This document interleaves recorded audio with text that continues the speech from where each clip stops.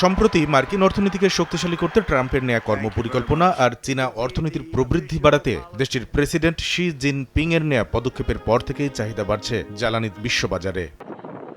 বিনিয়োগকারীদের বাড়তি মনোযোগ পাওয়ায় ২০২৫ সাল জুড়েই সব ধরনের জ্বালানির দাম ঊর্ধ্বমুখী থাকবে এমন পূর্বাভাসই দিচ্ছে নিউ ইয়র্ক ভিত্তিক অর্থনীতির গতি প্রকৃতি বিশ্লেষণকারী প্রতিষ্ঠান ট্রেডিং ইকোনমিক্স।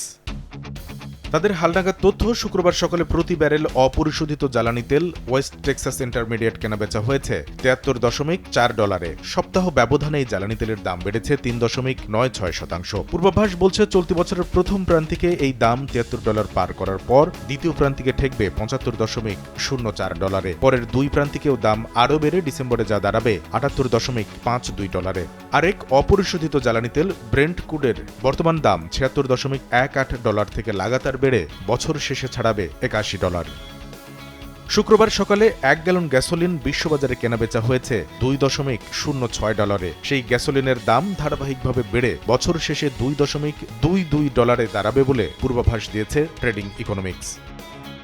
কয়লার দামও বাড়বে ২৫ সাল জুড়েই। প্রতি টন কয়লা শুক্রবার সকালে লেনদেন হয়েছে $১২৪.৬। এক মাসের ব্যবধানেই জ্বালানির দাম ৭.৮১% কমলেও আগামী ডিসেম্বরে বিশ্ববাজারে প্রতি টন কয়লা কেনাবেচা হবে $১৩৪.৬৭।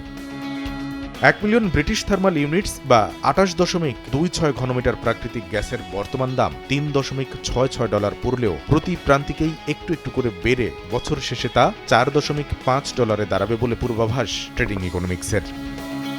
কামরুল হাসান সবুজ, সময় সংবাদ।